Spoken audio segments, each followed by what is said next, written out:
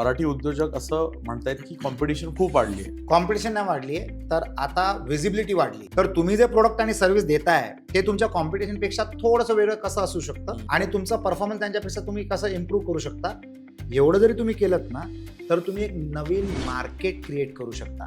कुठला बिझनेस करणार ते तुम्ही डिसाईड करू शकता, पण तो कुठे तुम्ही करणार ते तुम्ही डिसाईड नाही करू शकत. You to go to the market where the market is. तो रेझिस्टन्स टू चेंज आहे ना, तो कसा आपण बघायला हवा. रेड ओशन टेक्नॉलॉजी, त्याच्यानंतर ब्लू ओशन टेक्नॉलॉजी किंवा सिस्टम, आणि आता आहे deep ocean technology. You are beating the competition by doing the service better than your competition. हा जमाना आहे ग्लोकलचा.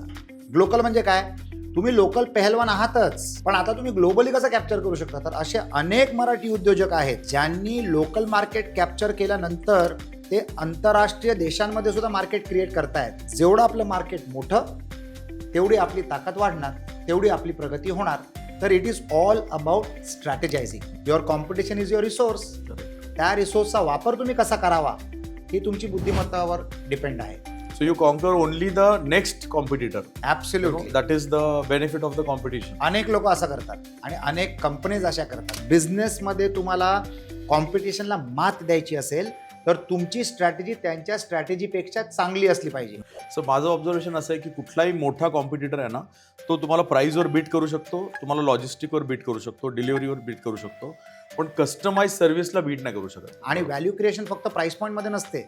व्हॅल्यू क्रिएशन आफ्टर सेल सर्व्हिसमध्ये फार मोठी असते. एका प्रोडक्टमध्ये तुम्ही एकापेक्षा जास्ती फीचर दिला आणि तुमचा कॉम्पिटिशन ते एकच फीचर देतोय, तर your chances of growth are better without compromising on quality. Sir, आता ओपन इकॉनॉमी झालेली आहे. The world is a market आणि every business is going to every market. आणि मराठी उद्योजक आधीपासून महाराष्ट्रात काम करतायत बऱ्यापैकी आणि जास्तीत जास्त इंडियामध्ये. पण इंटरनॅशनल प्लेयर जे आहेत ते आता गावागावामध्ये घुसत आहेत आणि मराठी उद्योजक असं म्हणतायत की कॉम्पिटिशन खूप वाढली आहे आणि कॉम्पिटिशन त्रास देते. तर त्रास देत्यामध्ये एक्झॅक्टली काय होत असेल? वाय आर दे फिलिंग की कॉम्पिटिशन खूप वाढली आहे? कॉम्पिटिशन नाही वाढली आहे, तर आता विजिबिलिटी वाढली आहे. कारण अगोदर एवढी यंत्रणा अवेलेबल नव्हत्या. आज तुम्हाला social media is a great equalizer. निम्मे पैसे खर्च करून म्हणजे you don't have to be a Hindustan Lever to be on social media. एक छोटा उद्योजक सुद्धा ज्याच्याकडे 2 एम्प्लॉईज 4 एम्प्लॉईज किंवा तो स्वतः सेल्फ एम्प्लॉईड जरी असला तरी तो त्याच ताकदीचा वापर करू शकतो जी एक मोठी संस्था वापरते. तर आता विजिबिलिटी वाढलेली आहे. दुसरी गोष्ट, कॉम्पिटिशन इज ऑलवेज वेलकम. जिथे सगळ्यात जास्ती कॉम्पिटिशन असते तिथे सगळ्यात मोठा मार्केट शेअर असतं. आता त्यामध्ये तुम्ही तुमचा वाघाचा वाटा करून कसं घेऊ शकता ते तुमच्यावर अवलंबून आहे. तर competition is a great teacher. म्हणजे जो रिसर्च अँड डेव्हलपमेंटचा खर्च असतो ना तो तुमचा वाचतो. कारण तुम्ही तुमच्या कॉम्पिटिशनचं रिसर्च अँड डेव्हलपमेंट वापरून तुम्ही तुमचे बिझनेसचे निर्णय चेंज करू शकता. फाईन ट्युनिंग द प्रोडक्ट किंवा service, costing, after sale service, before sales efforts, या सगळ्या गोष्टी जे आहेत ना तुम्हाला तुमच्या कॉम्पिटिशनकडनं शिकायला मिळतील. आणि फुकट एज्युकेशन, ते मार्केट क्रिएट करतील आणि तुम्ही त्याच्यामध्ये जाऊन बेनिफिट घ्या. सेंट अँजेलोस कम्प्युटर्स लिमिटेड जेव्हा मी चालवायचो कम्प्युटर एज्युकेशन, माझ्याकडे फुल पेज टाइम्स ऑफ इंडियामध्ये जाहिरात करायची कॅपॅसिटी नव्हती, आर्थिक क्षमता तेवढी नव्हती. तर माझे जे कॉम्पिटिटर होते ते फुल पेज जाहिराती द्यायचे आणि त्यांच्या क्लासेसच्या जवळ माझा पिऊन माझे लिफलेट्स घेऊन उभा राहायचा. म्हणजे त्यांच्या जाहिरातीने येणारा कस्टमर बाहेर पडताना तो आमचा लिफलेट घेऊन जायचा आणि आमच्याकडे जॉईन करायचा. Competition was marketing a product. Competition was creating the market for my concept and my courses.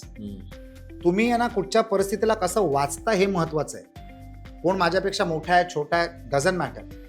तुम्ही वेगळं काय करू शकता ते बघा.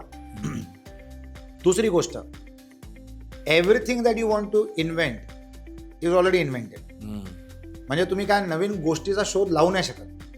कोण माणूस आता नवीन विमान नाही बनवणार. विमानामध्ये प्रगती होईल. म्हणजे आज समजा जर मला अमेरिकेला पोहोचायला डायरेक्ट फ्लाईटमध्ये 16 तास लागतात, तर एक असा दिवस येईल जिथे मी 4 तासात पोहोचू शकणार. तेवढाच बदल होणार आहे. It is innovation. आणि इनोव्हेशनचं प्रमाण जे आहे ना ते 5%च्या खाली असतं.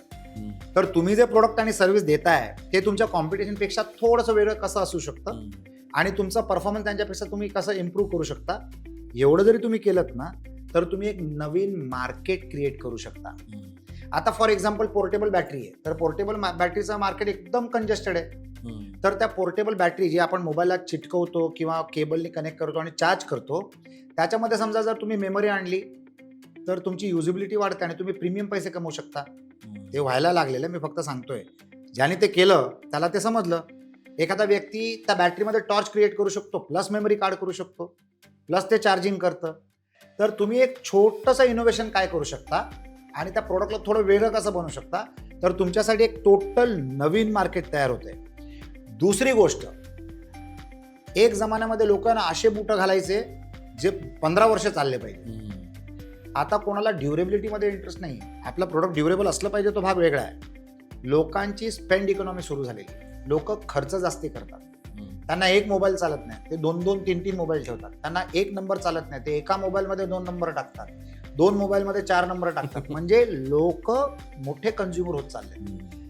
People are living and earning to have more in life. तर हे पॉझिटिव्ह सिनारिओ आहे आणि ह्याला कॅप्चर करण्यासाठी तुम्हाला कॉम्पिटिशनच शिकवतं. फॉर एक्झाम्पल ॲपल फोन्समध्ये एका काळाला ते लोक हक्काने म्हणायचे आम्ही एकच सिम कार्ड लावणार एका मोबाईलमध्ये. आता ई सिम सॅमसंगने शिकवलं की नाही, आम्ही तुम्हाला 2 सिम कार्ड देऊ एका फोनमध्ये. मग ॲपलने सुरू केलं. आता ई सिम मध्ये तर तुम्ही 8-10 नंबर त्या फोनवर ठेवू शकता, जिथे ऍक्टिव्ह 2 नंबर राहतील. करेक्ट. तर this is all because of competition. हे कॉम्पिटिशन असल्यामुळे आपल्याला चांगला प्रोडक्ट मिळत आहे आणि त्या कॉम्पिटिशनच्या मार्फत ॲज अन एंटरप्रेन्योर मी काय शिकू शकतो ते शिकणं फार महत्वाचं आहे. सो मला वाटतं मराठी उद्योजकाचा ना रेजिस्टन्स टू चेंज हा खूप प्रकार आहे, की आम्ही 20 वर्षापासून हे करतोय, हेच प्रोडक्ट करतोय आणि ह्याच पद्धतीने करतोय आणि आमचं प्रोडक्ट किती बेस्ट आहे. आणि बऱ्याचदा आपण कॉम्पिटिशनला ब्लेम करतो की त्यांची क्वालिटी चांगली नाही आहे किंवा आम्ही खूप जितकं चांगलं करतो तितकं ते चांगलं करत नाहीत वगैरे वगैरे. पण राईट, आता तुम्ही जसं म्हणालात की लोकांना ती लॉंग टर्म ड्युरेबिलिटी नको आहे.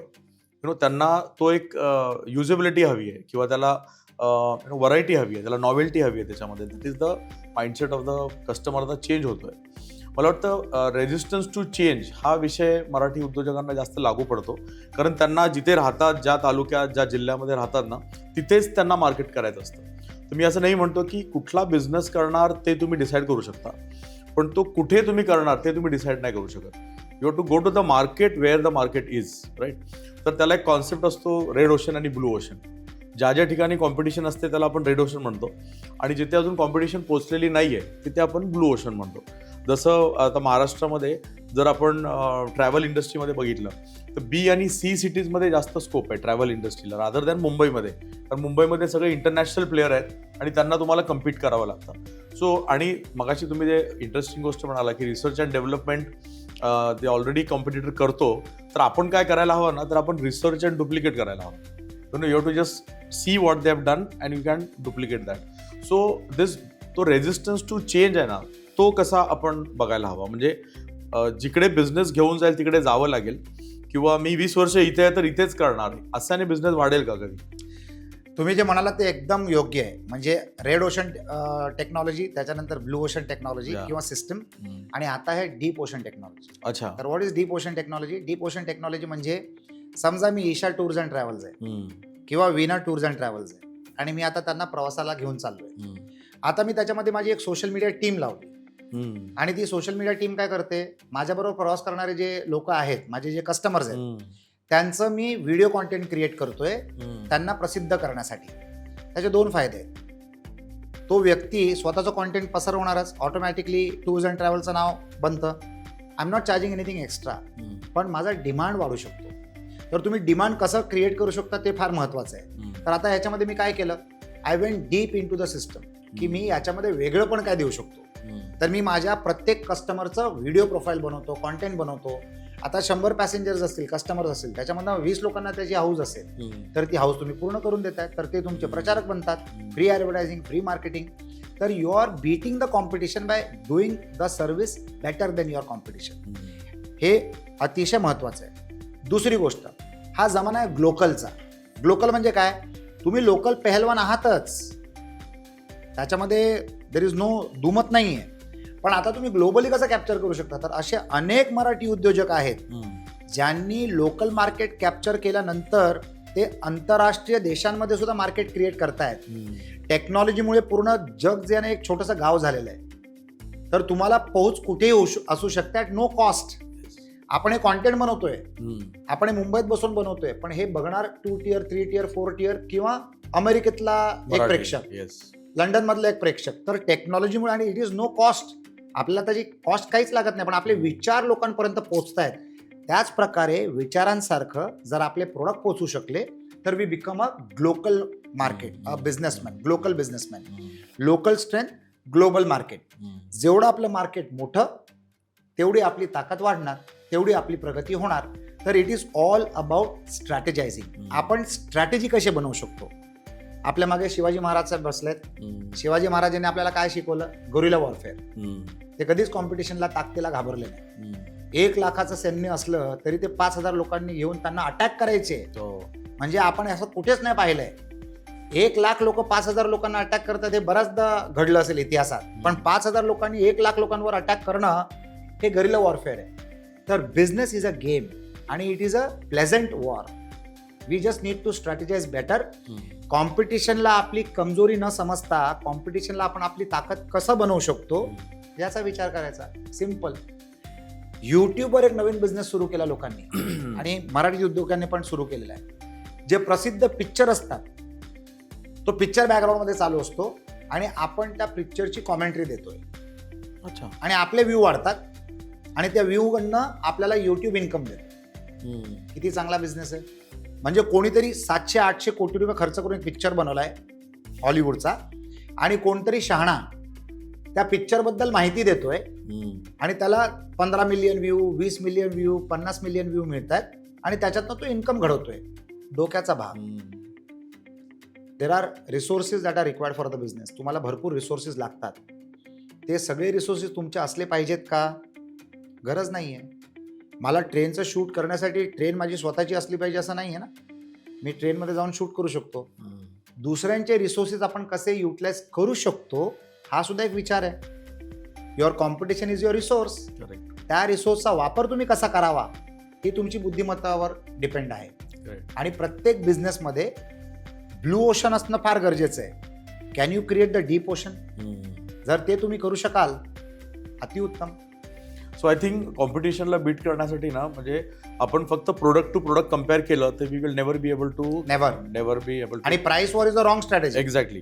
सो प्रोडक्ट बरोबर आपण व्हॅल्यू काय देऊ शकतो, कस्टमायझेशन काय देऊ शकतो, त्याच्या आजूबाजूचे चॅलेंजेस त्याचे कसे सॉल्व्ह करू शकतो. म्हणजे बिहाइंड द प्रोडक्ट आणि अहेड ऑफ द प्रोडक्ट अशा गोष्टींना जर आपण त्या प्रोडक्टमध्ये ॲड केला ॲज अ सर्व्हिस जे कॉम्पिटिटर करू शकत नाही. म्हणजे आता जेव्हा डीमार्ट किंवा बिग बाजारसारखे मोठे ब्रँड येतात तेव्हा छोटे प्रोव्हिजन स्टोअर घाबरतात. तर त्यांना असं कळालं की डीमार्ट 10 वाजता उघडतं तर 10च्या आधी मार्केट माझं आहे आणि डीमार्ट संध्याकाळी 10-11ला बंद होतं, 11-12च्या नंतर मार्केट माझं आहे. तर ही स्ट्रॅटेजी परत गोरिला वॉरफेअर सारखीच झाली की जेव्हा सैन्य झोपलेलं असतं तेव्हा आपण अटॅक करायचा. बरोबर आहे. So this is the creativity. आणि दिस इज आम्ही म्हणजे आपण असं मराठी उद्योजक करतो की मी ह्याच वेळेत काम करणार किंवा मी ह्याच पद्धतीने काम करणार. मला वाटतं ते चेंज करणं खूप गरजेचं आहे. कारण जो चेंज नाही होणार तो टिकू शकणार नाही. त्यामुळे the mindset has to be about how I can learn from the competitor. आणि ग्रोथ म्हणजे काय, मला वाटतं आपल्या पुढे जो कॉम्पिटिटर आहे त्याला आपण कसं कॉन्कर करू.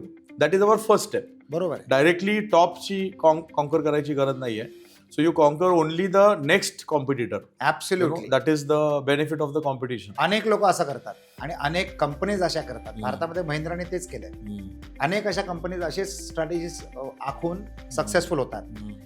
जे तुम्ही म्हणालात ना की 10च्या अगोदरचं मार्केट माझं आहे, 8च्या नंतरचं मार्केट माझं आहे. त्याच प्रकारे बरेच कस्टमर्सना कस्टमर सर्व्हिस लागते जे तुम्हाला एका मोठ्या डिपार्टमेंटल स्टोअरमध्ये नाही मिळणार. पर्सनलाइज सर्व्हिस मिळते, गायडन्स लागतं, सजेशन्स लागतात. त्या सगळ्या तुम्हाला गोष्टी मिळू नाही शकत तिथे. तर या गोष्टी तुमच्या कस्टमर बेसला रिटेन करू शकतात आणि वाढवू शकतात. तुम्हाला स्ट्रॅटेजी करणं फार महत्त्वाचं आहे. जर बिझनेसमध्ये तुम्हाला कॉम्पिटिशनला मात द्यायची असेल तर तुमची स्ट्रॅटेजी त्यांच्या स्ट्रॅटेजीपेक्षा चांगली असली पाहिजे. कदाचित तुमचा कॉम्पिटिटर तुमच्याबरोबर ताकदीमध्ये फार मोठा असेल, 10,000 पटीने मोठा असेल तर तुम्ही त्याला मात देऊच शकत नाही. पण तुम्ही त्यांना स्ट्रॅटेजीमध्ये मात देऊ शकता आणि तेच तुम्हाला करायला पाहिजे. तर कॉम्पिटिशनला टॅकल करण्यासाठी तुम्ही स्टडी करा कॉम्पिटिशनचा आणि त्याचा वापर करून घ्या with the interesting strategy. So माझं ऑब्झर्वेशन असं आहे की कुठलाही मोठा कॉम्पिटिटर आहे ना, तो तुम्हाला प्राईजवर बीट करू शकतो, तुम्हाला लॉजिस्टिकवर बीट करू शकतो, डिलिव्हरीवर बीट करू शकतो, पण कस्टमाइज सर्व्हिसला बीट नाही करू शकत. आणि सजेशन्स आणि स्ट्रॅटेजी, कस्टमाइज सर्व्हिस जर आपण देऊ शकलो as a boutique business owner, तर कस्टमर बरोबर सगळ्यात जास्त टाइम आपण स्पेंड करू शकतो, जो मोठा कॉम्पिटिटर करू शकत नाही. So we have to go deep root into the customer and he should feel की म्हणजे आपल्या कस्टमरला फोमो क्रिएट व्हायला हवा की I want this person because is not only giving the product, पण त्याच्या बाजूचे माझे सगळे प्रॉब्लेम तो सॉल्व्ह करतोय. तर एक छोटा उद्योजक सुद्धा एका मोठ्या कॉम्पिटिशनला मात देऊ शकतो असं मला वाटतं. 100%. आणि असंच होतंय. म्हणून तर इट इज अ इकोसिस्टम. सगळे जगतायत, मोठे लोक पण टिकतायत, छोटे लोक पण टिकतायत. पण छोट्या लोकांमध्ये छोटे साईजचे उद्योजक, छोटे लोक म्हणजे छोट्या साईजचे उद्योजक, त्यांचं प्रॉफिट मार्जिन या मोठ्या उद्योजकांपेक्षा जास्ती असतं. प्रॉफिट मार्जिन, व्हॅल्युएशन ते घडवतायत, पण प्रॉफिट मार्जिन यांचं जास्ती असतं. दुसरी गोष्ट, लोकांना लोकलायझेशन लागतं, लोकांना कम्फर्ट पाहिजे. मला जर एक घड्याळ घ्यायचं असेल तर मी माझ्या ओळखीच्या माणसाकडनं घेणार. जरी मला 2-5%, 10% मोठ्या स्टोअरमध्ये कमी कॉस्टमध्ये मिळत असेल तरी मी त्याच्याकडनं घेणार, कारण तुम्हाला आफ्टर सेल सर्व्हिस देऊ शकतो. माझ्याकडे कोणतरी ऐकणारा पाहिजे. तर आपल्याला प्रोडक्ट, आपण कुठच्या प्रोडक्टमध्ये आहोत किंवा कुठच्या सर्व्हिसमध्ये आहोत ना, ते फार महत्वाचं आहे. आणि त्याच्या हिशोबाने आपण ती स्ट्रॅटेजी बनवून कॉम्पिटिशनला आपण बीट करू शकतो. So taking care of the customer is ultimate solution. Ultimately त्याला व्हॅल्यू क्रिएशन पाहिजे. आणि व्हॅल्यू क्रिएशन फक्त प्राइस पॉईंटमध्ये नसते. व्हॅल्यू क्रिएशन आफ्टर सेल सर्व्हिसमध्ये फार मोठी असते, विश्वासामध्ये असते, रिलायबिलिटी, ॲक्सेसिबिलिटी, एज्युकेशन, म्हणजे तुम्हाला चांगल्या प्रकारे सजेशन्स मिळू शकतात. या पद्धतीने आता फॉर एक्झाम्पल मी इलेक्ट्रॉनिक्स घेतो. इलेक्ट्रॉनिक्सचा रेट तर छापलेला असतो सगळीकडे आणि सगळ्यांना त्याच प्राइस पॉईंटवर मिळतं, बरोबर ना. तरी पण मी एक पर्टिक्युलर व्यक्तीकडनं घेतो, कारण तो सगळ्या गोष्टी ॲट द सेम कॉस्ट मला कस्टमाइज करून देतो आणि अवेलेबल असतो. म्हणजे मी माझी त्याच्याबरोबर कॉल्स जे असतात ना, त्या व्यक्तीबरोबर कॉल्स ते रात्री 11च्या नंतर असतात. आणि तो पण एवढा हुशार आहे, आणि विथ द ओनर आणि तो पण एवढा हुशार आहे की त्याचा सगळ्यात प्रोडक्टिव्ह टाइम संध्याकाळी रात्री 8 ते 1 वाजेपर्यंत असतं. हायेस्ट सेल असतो, सगळी दुकानं बंद आहेत आणि इज अवेलेबल ऑन कॉल. आणि जो विकत घेणारा माणूस आहे तो 8-9च्या नंतर मोकळा होतो. तेव्हा तो विचारतो कुठचा टीव्ही घेतला पाहिजे, कुठचा फोन घेतला पाहिजे, कुठचा लॅपटॉप घेतला पाहिजे, आणि is giving that service at no extra margins, at no extra cost. पण माझी डिपेंडन्सी त्याच्यावर वाढली. माझ्यासारखे त्याच्याकडे जर 500 कस्टमर असले तर त्याला वॉकिंग कस्टमरची गरजच नाहीये. आणि प्रोडक्ट तर मला कॉम्पिटिशन दाखवतो की हा कॅननचा कॅमेरा आहे, याच्यामध्ये हे फीचर्स आहेत, ते फीचर्स आहेत. मी समजून घेणार एका मोठ्या प्लेअरकडनं आणि विकत घेणार एका ॲक्सेसेबल वेंडरकडनं, रिटेलरकडनं. तो सर्व्हिस चांगली देतोय मला. तर जर तुम्ही या गोष्टी घडवल्यात, size does not matter, attitude does. Size does not matter.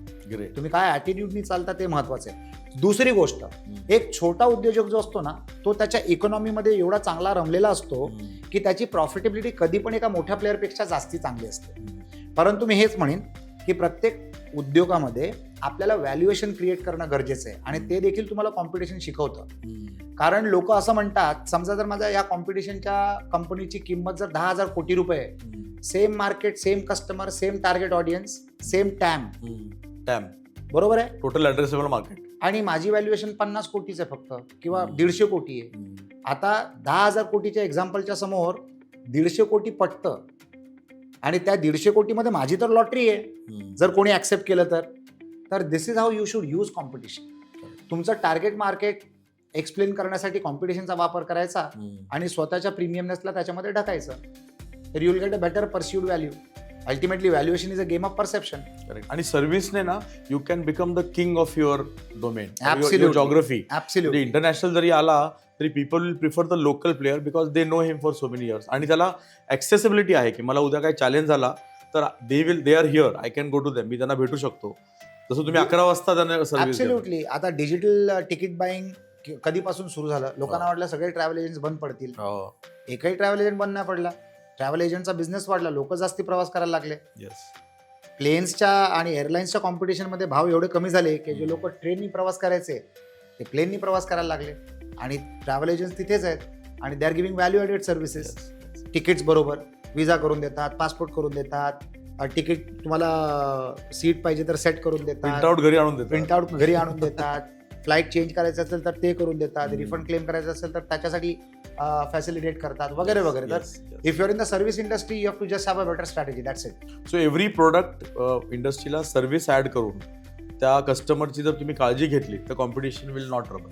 100%. आणि तुमचा प्रोडक्ट कसा जास्ती चांगला असू शकतो, म्हणजे how can you make the product better. जसं मी तुम्हाला बॅटरीचं उदाहरण दिलं. जो हुशार माणूस होता त्याने बॅटरी बरोबर एक टॉर्च जोडला, सेल वाढले. टॉर्च बरोबर त्याने मेमरी कार्ड टाकलं त्या बॅटरीमध्ये, सेल परत वाढला. तर तुम्ही त्याला एक स्टँड दिला तर it becomes a table stand, अजून सेल वाढला. तर छोटे छोटे इनोव्हेशन्स घेऊन तुम्ही कसं त्या कॉम्पिटिशनला मात देऊ शकता. जी मोठी संस्था असते ना, ती मोठी संस्था चेंजेस आणण्यासाठी फार स्लो असते. Correct. It's like a big ship, they take time to turn. Time to turn. आपण होडीत बसलोय, यू टर्न मारू शकतो. यू टर्न मारू शकतो जागेवरच, ऑन द स्पॉट. करेक्ट. आणि तुमची प्रॉफिटेबिलिटी जर तुम्ही इनोव्हेट केला ना, तर तुमची प्रॉफिटेबिलिटी जबरदस्त मल्टिप्लाय होते. एका प्रोडक्टमध्ये तुम्ही एकापेक्षा जास्ती फीचर दिला आणि तुमचा कॉम्पिटिशन ते एकच फीचर देतोय, तर your chances of growth are better without compromising on quality. क्वालिटीवर कधीच कॉम्प्रोमाइज नाही केला पाहिजे आणि प्राइसवर कधीच केला नाही पाहिजे. इनोव्हेशन, व्हॅल्यू एडिशन आणि कस्टमर सर्व्हिस. फॅन्टास्टिक.